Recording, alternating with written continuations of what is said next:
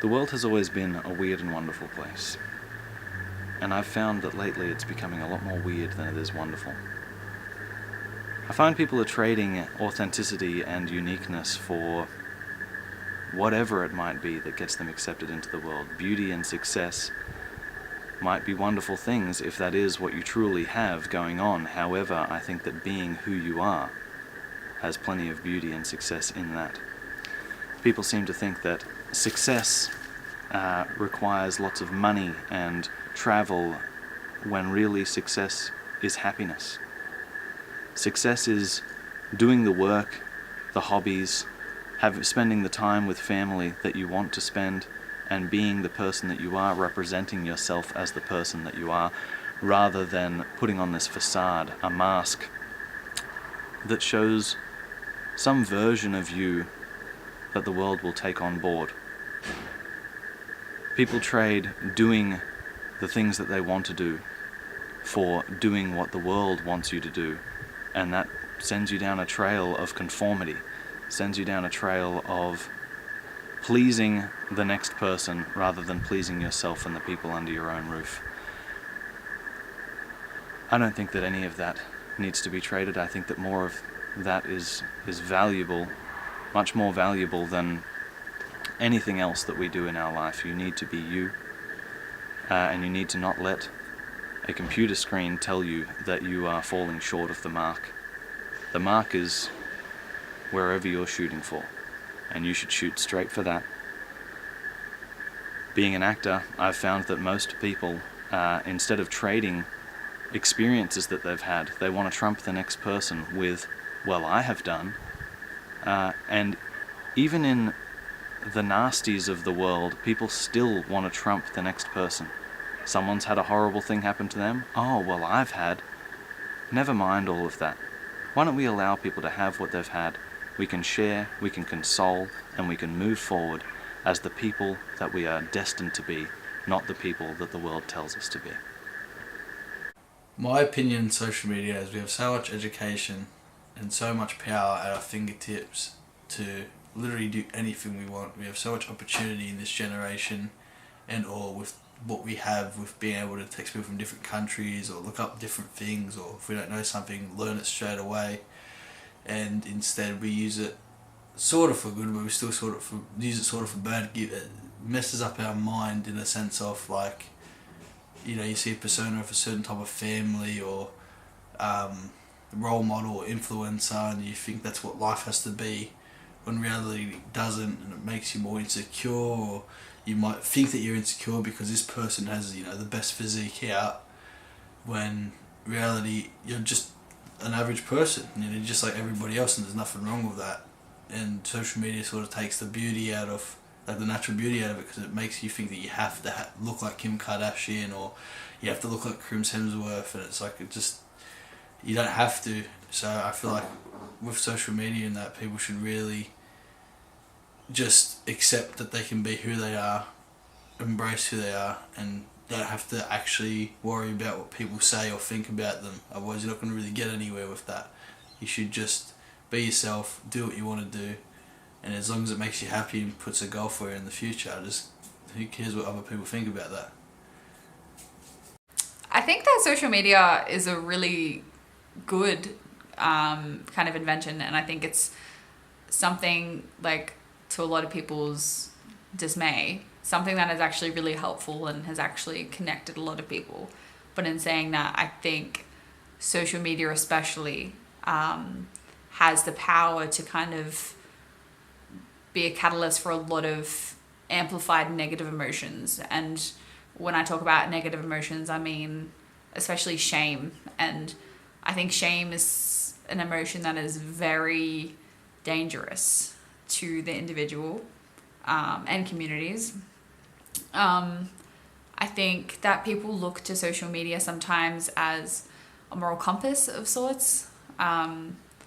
I think people see, you know, certain political movements, or they'll see certain kind of agendas, and they think that they'll have to jump on that, or like agree with that, or they think that they need to kind of advocate for a certain thing, which may not be coming from a place of actually helping or like best intentions in mind, but rather they just want to seem as though they are good to other people. And it's become less about, you know, trying to help other people see and like advocate for communities. And I feel sometimes it's more about shaming those and not helping them learn. And I can say that I've been on both sides of that angle. I think there's been situations where I've, you know, done that to other people and shamed them and kind of hidden my anonymity in the internet, as we all have. And I think there's been times where I may have said something, you know, controversial and felt really isolated and attacked for that. So yeah, I think something that we could do, or like we could be mindful of, is just understanding that humans make mistakes, and we should be open to giving people second chances and trying to educate people rather than just seeing them as, I don't know, a little avatar on a screen, or, you know, just a little number in your day to day. And I think that's something that social media can do to us. It can desensitize us from being connected. And sometimes we get really lost in that. But rather, if we open ourselves up to understanding and reminding ourselves that these are in fact people, these are our peers, these are, you know, they can be your bloody supermarket lady or your mailman. They're real people, and once I think we realize that and really connect with that, we'll understand that we're all just here to help each other, and the best thing that we can do is just hold each other with understanding and grace, and not try to, you know, just do things on social media just for the clout of it, but really asking yourself, why am I doing this? You know, is this actually helping anyone, or am I actually evoking shame? Am I trying to isolate someone because I feel isolated? And I think a lot of the time that's what happens to us. So you want to know about my experiences or thoughts with social media? Okay, so how I use it as a tool for myself. I actually use it for networking with the career that I'm in. I'm a part-time actor, and I do modelling, floristry, hair and makeup, pretty much jack of all trades. So for me it's great to network with, and I'm sure it would be for many other people.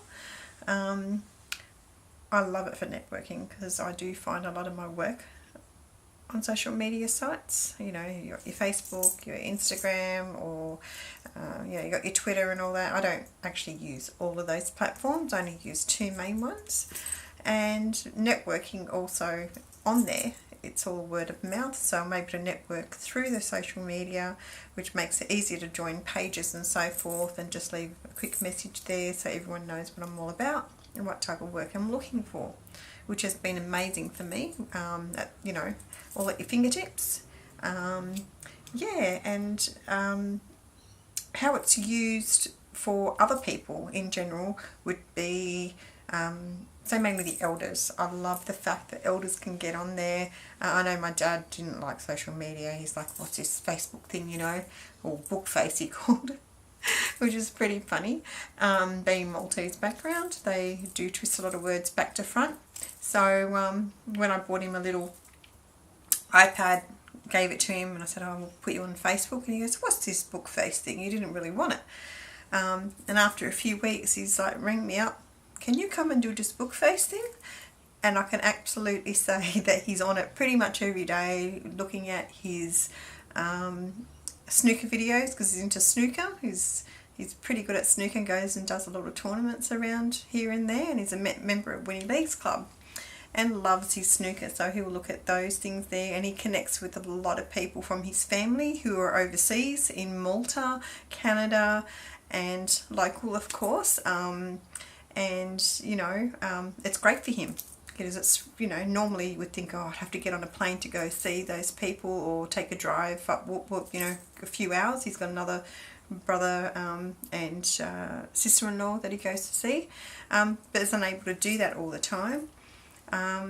But at his fingertips, there's social media. You know, you can call them on Messenger, or we can, have a quick chat with them on there, or you can just send them a quick message, or like their posts, which is really great for the elders to be able to access that. I really love seeing them use it these days.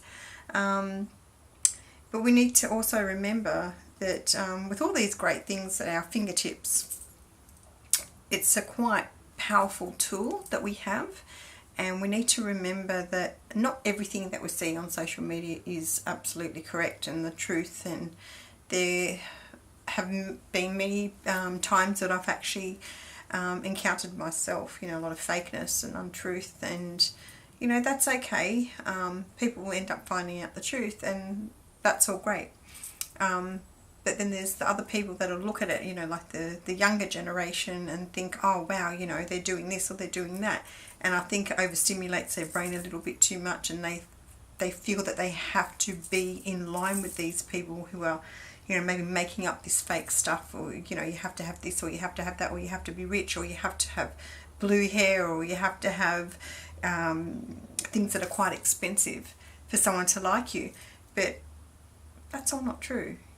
It's very not true, and I hate when things like that come up, because people then are more inclined to not use their own values, their own ways of thinking, their own personality. They dress differently. They think they have to dress like in fashion, or they have to dress like that person that spent $10,000 on that dress or that shirt, or name all these name brands, which is not really true. You're not going to be famous or popular for that. You will be accepted, I need to say, and not popular, but you will be liked and respected, I would like to say, more than followed or liked, or I think it takes a lot of people's personalities away, and we're not true people anymore. Well, a lot of the generation these days aren't so true. They're all fake and lies, and that really upsets me that they use social media for that. So also social media is great for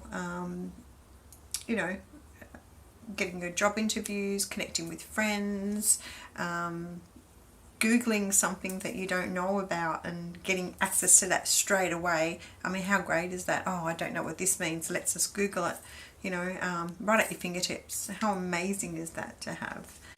Whilst there is good and bad aspects in media, we need to remember to be true, respectful, honest, and protect our future generation, and make sure they're aware of what's wrong or right, and make those right decisions in life. It's a great resource for communication and spreading awareness, and in the job sense, looking for work. So let's take this opportunity to make people positive and not fake and negative, and potentially just looking for likes. We need to be positive about this and have that reassurance that we can give people that social media can be used for good and not bad.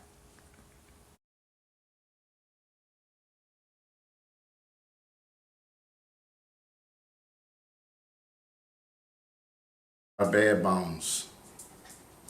We are bare bones. We are bare bones.